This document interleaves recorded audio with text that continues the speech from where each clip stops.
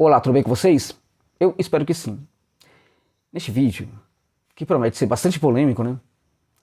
Eu quero tratar com vocês sobre a eleição do Javier Milei na Argentina, né? E também da Victoria Villarroel, a sua vice-presidente, né? Que para muitos é muito mais à direita do que o Milei. O Milei fala muita coisa aí que chocam as pessoas, né? Coisas que fazem com que as pessoas fiquem até perplexas, né? Mas muitos acham que inúmeras daquelas questões polêmicas tratadas pelo Milei são questões muito mais da boca para fora do que o contrário. Contudo, a Victoria Villarroel, ela não costuma falar coisa com coisa. Ela costuma ser bastante veemente na defesa de alguns valores que vão diretamente contra muita coisa ali, muitos valores, né? Que são odiados pelos argentinos. Para vocês terem uma ideia, um assunto bastante belicoso, muito complicado na Argentina sobretudo para os portenhos, né? Mas não somente para eles. Tá? Você vai encontrar isso em Salta, vai encontrar isso também em Santa Fe, né, que é uma província importante ali do país, mas em províncias distantes como Jujuy, Salta, Catamarca e outras, muitas outras, né?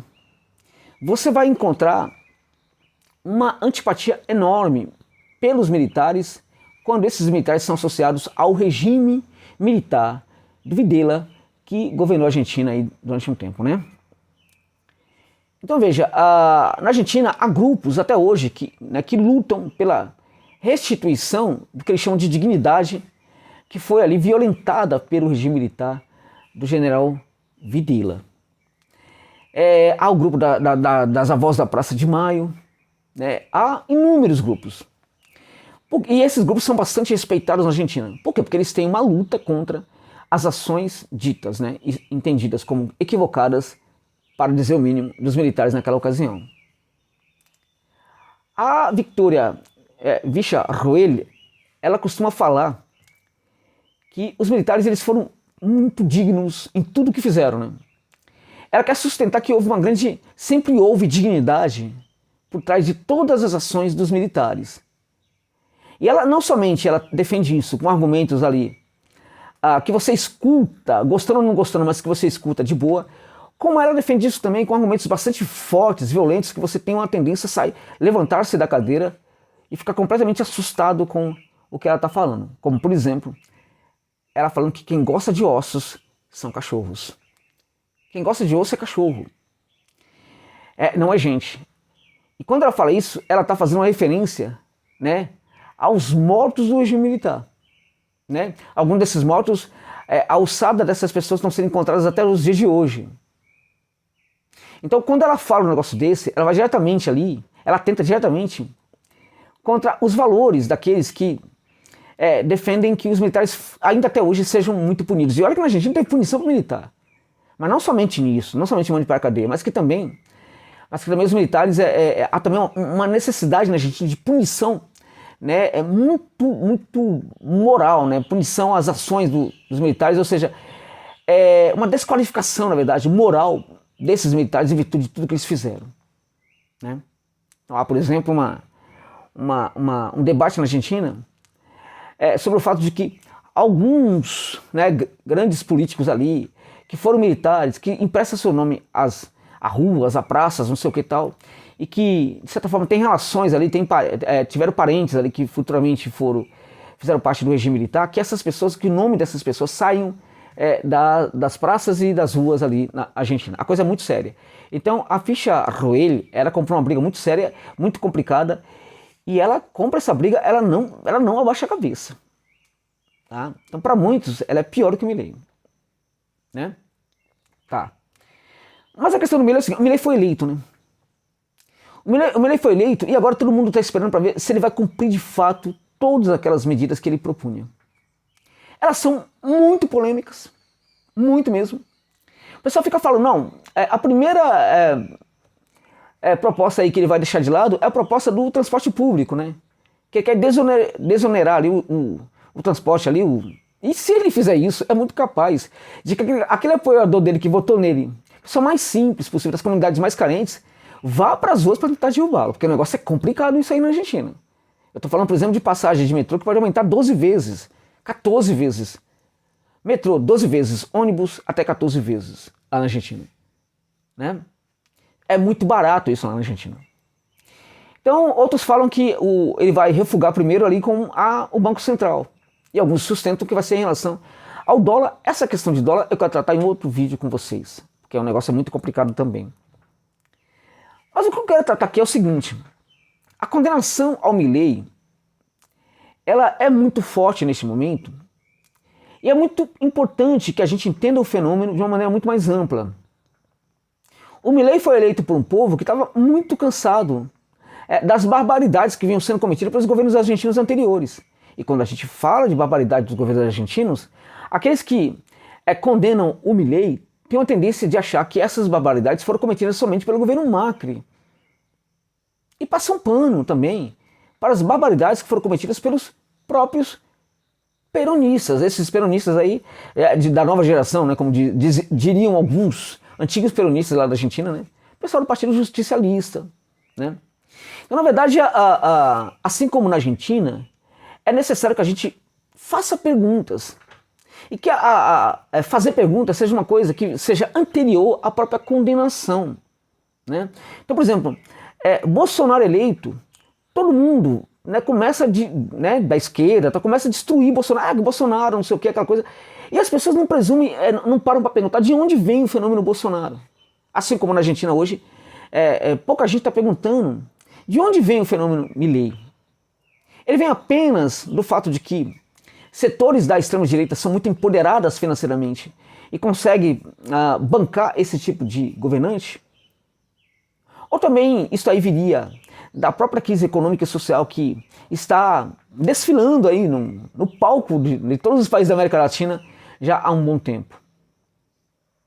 Gente, o fenômeno Bolsonaro, ele também não é criado aqui no Brasil pela ausência das pessoas, né, da confiança das pessoas nas políticas públicas de partidos como o PT?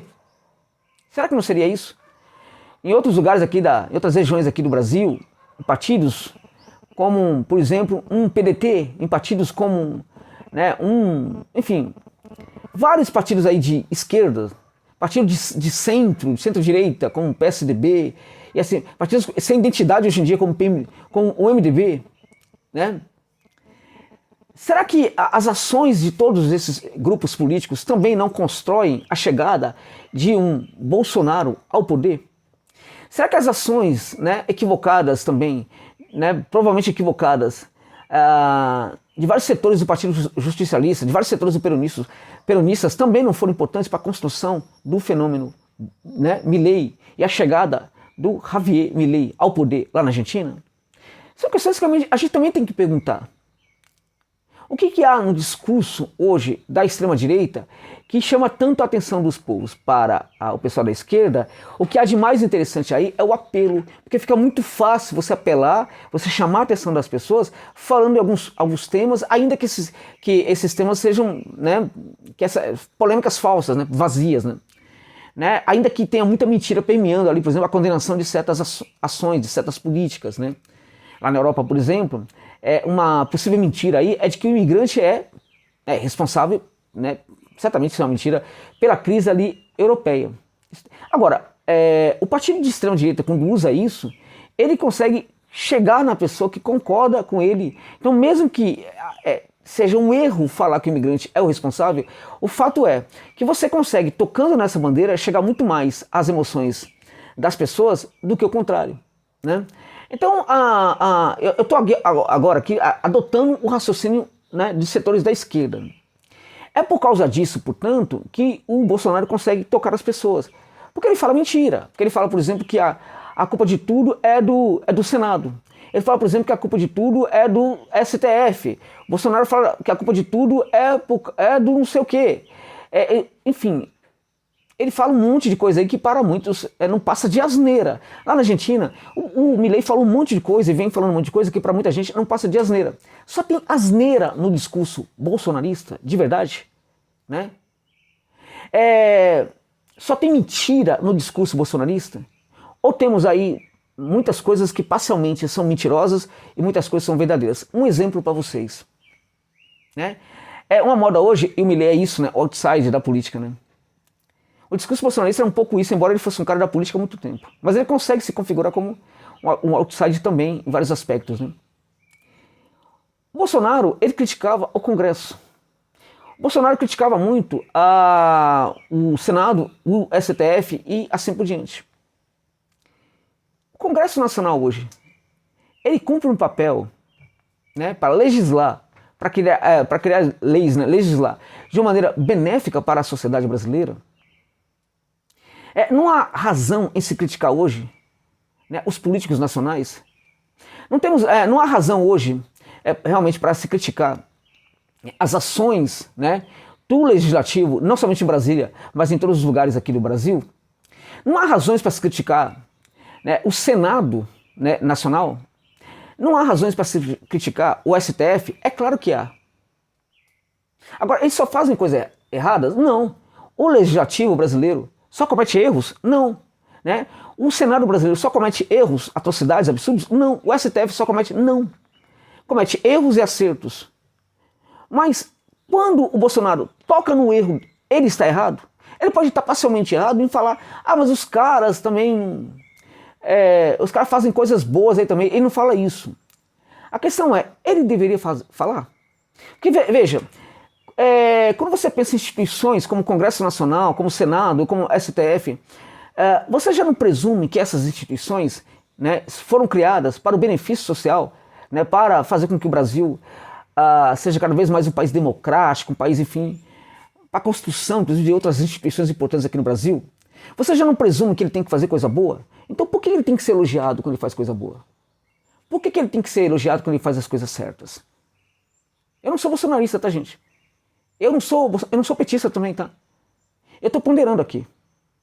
Eu estou querendo entender o discurso da esquerda, né, que não consegue entender qual é a mensagem que o Bolsonaro usa que atinge o coração das pessoas, atinge as emoções da pessoa. Quando ele fala, por exemplo, os políticos não querem saber de vocês, não sei o que e tudo mais e tal, ele foi um político, ele queria saber das pessoas, bom, isso importa menos. O que importa mais é a mensagem que ele passa para as pessoas quando ele fala algo dessa natureza. Os políticos não querem saber de vocês, os políticos não estão preocupados com vocês, a politicagem, não sei o que, blá, blá, blá. Isso chega nas pessoas? Chega nas pessoas. Atinge as pessoas? Atinge também as pessoas. Lá na Argentina é a mesma coisa. Num certo momento as pessoas estão cansadas, completamente esgotadas, exauridas, né, desses governos que não chegam no coração delas, que não falam coisas, não fazem coisas que as atingem. Esses políticos que em campanha não falam coisas importantes que mexem com as emoções, falam as mesmas coisas de sempre, quase sempre metáfora gasta, que não mexe mais com as emoções do eleitor. Então quando aparece um Milei da vida, um Bolsonaro da vida, tido pela esquerda apenas como um maluco, um doido, um retardado, esse maluco, esse doido, esse retardado, ele consegue falar coisas boas ou ruins, para o bem ou para o mal, que atinge as emoções das pessoas. E é por isso que provavelmente as pessoas votam no Bolsonaro. Ou será que você acha mesmo que 50% da população brasileira votou no Bolsonaro só porque é de extrema direita? Você acredita mesmo que uma pessoa simples, hoje aqui do nosso país, que não tem muita condição de ficar debatendo, um pedreiro que está o tempo inteiro ali construindo as nossas casas, que não tem tempo para ficar em redes sociais o tempo inteiro, para se educar via redes sociais, você acha mesmo que ele é um grande bolsonarista de direita, de extrema direita e tudo mais? Ou será que ele apoiou o Bolsonaro em virtude de que algumas coisas que o Bolsonaro falou eram verdades? Você acha, por exemplo, que esse pedreiro, ao ouvir o Bolsonaro falar, você não acha que ele provavelmente, né, achou que muitas coisas eram equivocadas? É provável que sim. É provável que ele tenha encontrado na fala do Bolsonaro muitas coisas que não eram perfeitas, que eram absurdas, que não sei o quê. Mas o fato é que quando o Bolsonaro fala coisas que o atingem, né, ele passa a ser um bolsonarista. Quando ele passa a ser bolsonarista, ele é só um cara burro, né, um cara de extrema direita e tudo mais, será que não está faltando gentileza na compreensão dos fenômenos? Será que não está faltando gentileza da esquerda para entender o que está acontecendo de fato no Brasil, e lá na Argentina também, e na América Latina também, e no mundo também? Tem um problema com o discurso gasto da esquerda. Lá, e também tem um problema com as ações de governo da esquerda. Em que sentido a esquerda aqui no Brasil está mudando de fato a vida das pessoas para melhor? O governo do Lula, os dois primeiros governos do Lula, de fato, permita-me, mudou muito a vida das pessoas, na minha opinião. De banqueiro e de gente pobre. Tá? No Nordeste, por exemplo, houve muita modificação, muita mudança mesmo. Você teve ações materiais ali que foram importantes, você pode questioná-las, mas que mudou muito, mudou em alguns aspectos a vida das pessoas, certamente. Ok? E de lá para cá? Houve uma continuidade desse tipo de coisa? Avançou? Parou ou recuou? Porque de nada também você adianta criar algumas políticas que são importantes e que mudam a vida das pessoas num curto espaço de tempo e depois tudo volta ao normal. Por que voltou ao normal? Por que volta ao normal? Porque não há a continuidade dessas políticas públicas, né? Então, na verdade, você tem aí um tipo de governo que entrega algo, né, e aí fica sentado nesse algo e aí para de entregar. É isso. Os governos posteriores aí foram assim. Os governos municipais e estaduais do PT também foram assim. O governo Haddad aqui em São Paulo foi um desastre. Um desastre. A ponto de que o Kassab, que foi um governo que era da direita, né, foi um governo municipal para a educação até melhor do que o Fernando Haddad. Em termos de ações reais e concretas. Entende? Então, o Haddad, que provavelmente vai ser o candidato da gente da esquerda, muita gente fala que o Haddad é da esquerda, a presidente da República pelo PT no futuro, caso o Lula não possa ser eleito, né? As pessoas estão cansadas do Haddad da vida. E lá na Argentina estavam cansados, por exemplo, de perfis como o do Sérgio Massa. Lá na Argentina os peronistas não estão mudando, eles não estão resolvendo os problemas das pessoas. Não estão. A gente tem uma tendência a achar, né, que, né, a esquerda é responsável por tudo de ruim que está acontecendo na Argentina. A gente tem uma tendência a achar que a direita é muito responsável por tudo que está acontecendo na Argentina. Independente de onde a gente pisa e que lado, né, ali no parlamento a gente esteja, né, a gente vai ter uma defesa quase cega de um lado ou de outro. Né? Mas o fato é o seguinte, o Macri ele foi importante para o governo da Argentina, nos seus governos, não somente no último, mas nos seus dois últimos governos, nas duas últimas vezes em que ele esteve no poder na Argentina, na caça roçada, ele foi um político importante que mudou a sociedade argentina? Não, não foi. Os últimos governos peronistas aí, notadamente o último do Alberto Fernandes, ele foi um governo importante que mudou a vida das pessoas? Não foi. Muito longe disso. Qual foi o mais coerente dos dois? Por incrível que pareça, foi o Macri. Porque muita coisa que o Macri não falou que faria, ele fez. Muita coisa que ele não falou que faria, que ele deixou ali em suspenso, né? Foi aumentar a dívida pública e endividar ainda mais o país, ele fez. Ok? Só que ele estava muito mais coerente com a sua formação, com as suas ideias, com o seu programa de governo, do que o contrário. O governo Fernandes, ele prometeu muita coisa, ele não fez nada. A questão, por exemplo, do endividamento. Ele também foi para o FMI. Ele não fez nenhum grande esforço. Claro, ele teve um problema de pandemia que dificultou muitas coisas, mas isso é desculpa também para tudo, né? Também não tem, assim, porque os governos peronistas antes dele também não geraram grandes mudanças na sociedade argentina, para que as pessoas, por exemplo, entendessem que, pô, esse cara é diferente, ele vai fazer tal. Tem o Kicillof lá, que foi reeleito governador de Buenos Aires, o cara foi eleito, assim, gente, quase sem fazer muito apelo para as pessoas. Por quê? Porque o governo dele foi um governo, de fato, um governo de esquerda, mesmo a despeito de toda a crise lá na Argentina, conseguiu, né, fazer com que as pessoas enxergassem que ele é um mandatário importante, ele é um cara peronista. Por que o Kicillof não foi escolhido como o candidato do Partido Justicialista para ser o presidente o candidato a presidente da República da Argentina? Por que o Massa? Porque justamente o cara mais à direita ali do peronismo. Entende? Quando a esquerda ela quer ser direita, ela não perde a sua identidade. O PT não tem caminhado aqui para ser uma espécie de PSDB. Na Argentina esse fenômeno está acontecendo o tempo inteiro. O problema de você caminhar para o centro, quando você, em teoria, é da esquerda, é que seu discurso ou ele vai ficar completamente incoerente em todos os sentidos, ou então, para você criar, né, gerar uma coerência maior no seu discurso, você vai ter que começar a prometer outras políticas públicas. Você vai ter que mudar, por exemplo, a sua proposta de governo. Em geral, as duas coisas vêm acontecendo nos dois países. Então as pessoas não aguentam mais esse tipo de político. Não aguentam mais. Então, e quando a esquerda ela tem esse tipo de ação, ela também ajuda a construir candidatos como Milei. Quando a esquerda tem esse tipo de ação, ela também consegue construir a chegada ao poder de candidatos como Bolsonaro. Então não é apenas a direita, a extrema-direita ou a burrice das pessoas que são os responsáveis para chegar ao poder de Bolsonaro no Brasil e do Milei na Argentina. A esquerda também. A esquerda brasileira, no caso, tem que tomar vergonha na cara. E a Argentina também. Eles são responsáveis pelo Milei.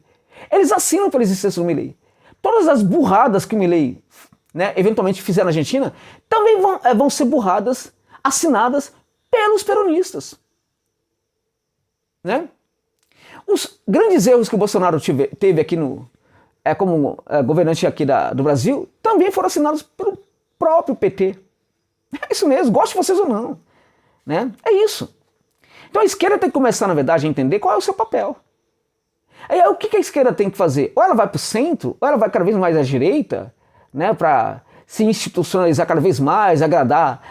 Enfim, em uma palavra, né, reconhecer e valorizar e legitimar cada vez mais o seu patrão, né?